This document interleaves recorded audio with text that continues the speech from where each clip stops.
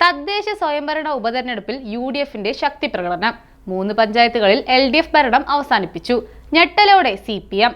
പിണറായി സർക്കാരിനെതിരെ ഭരണവിരുദ്ധ വികാരം രൂക്ഷം. വിജയ് കുതിപ്പിനെ മങ്ങലേൽക്കാതിരിക്കാൻ പുനഃസംഘടനാ വിവാദം അവസാനിപ്പിക്കാൻ കോൺഗ്രസ്.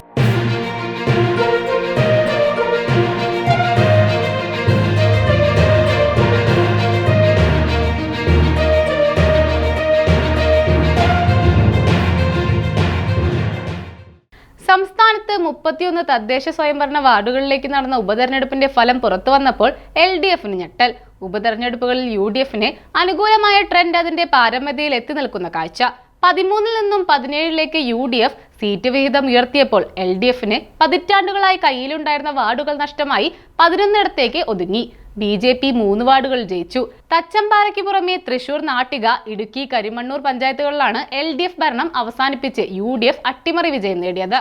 തെരഞ്ഞെടുപ്പ് ഫലം സംസ്ഥാനത്ത് നിലനിൽക്കുന്ന അതിശക്തമായ ഭരണവിരുദ്ധ വികാരത്തിന്റെ തെളിവാണെന്ന് പ്രതിപക്ഷ നേതാവ് VD സതീശൻ അവകാശപ്പെട്ടു. LDFൽ നിന്ന് 9 സീറ്റുകളാണ് UDF പിടിച്ചെടുത്തത്. 15 സീറ്റിൽ നിന്ന് 11-ലേക്ക് LDF കൂപ്പുകുത്തി.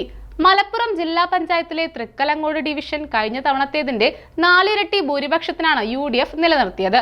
മഞ്ചേരി നഗരസഭയിലെ കരുവമ്പ്രം വാർഡ് 35 വർഷത്തിന് ശേഷം UDF പിടിച്ചെടുത്തു. കൊല്ലം ചടയമംഗലം പൂങ്കോട് വാർഡ് 2 പതിറ്റാണ്ടിന് ശേഷം UDF തിരിച്ചുപിടിച്ചു.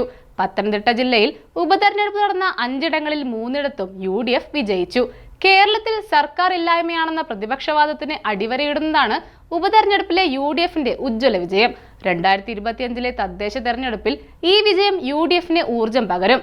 അഴിമതിയും സ്വജനപക്ഷപാതവും ജനവിരുദ്ധതയും നിറഞ്ഞ ഈ സർക്കാരിനെ ജനം തൂത്തെറിയും. ഇത് സാധാരണക്കാരായ പ്രവർത്തകരുടെയും നേതാക്കളുടെയും കൂട്ടായ്മയുടെ വിജയമാണെന്ന് പ്രതിപക്ഷ നേതാവ് പറഞ്ഞു. 2025 തദ്ദേശ തെരഞ്ഞെടുപ്പിനും 2026 നിയമസഭാ തെരഞ്ഞെടുപ്പിനും തയ്യാറെടുക്കുന്ന UDF ക്യാമ്പിന് വലിയ ആവേശമാണ് ഈ ഉപതെരഞ്ഞെടുപ്പ് ഫലം നൽകുന്നത്.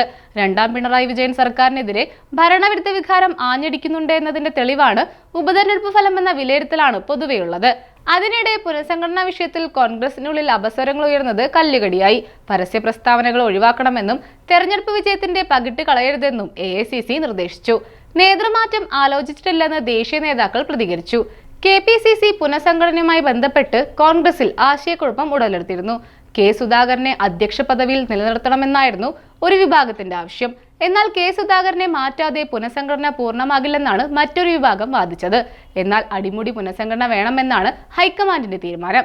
KPCC ഭാരവാഹികളുടെ എണ്ണം കുറയ്ക്കാനും ആലോചനയുണ്ട്. മുതിർന്ന നേതാക്കളെ ഭാരവാഹികളാക്കണമെന്നും അഭിപ്രായം ഉയരുന്നുണ്ട്.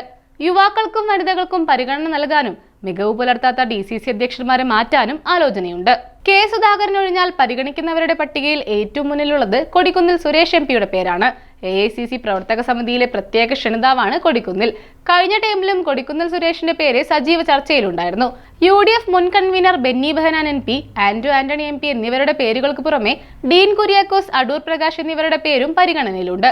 യുവാക്കൾക്കും സ്ത്രീകൾക്കും മുൻഗണന നൽകിക്കൊണ്ടുള്ള പുനഃസംഘടനയ്ക്കാണ് AICC ഒരുങ്ങുന്നതെന്നാണ് വിവരം. നിയമസഭാ തെരഞ്ഞെടുപ്പ് കൂടി മുന്നിൽ കണ്ടാണ് ഈ നീക്കം.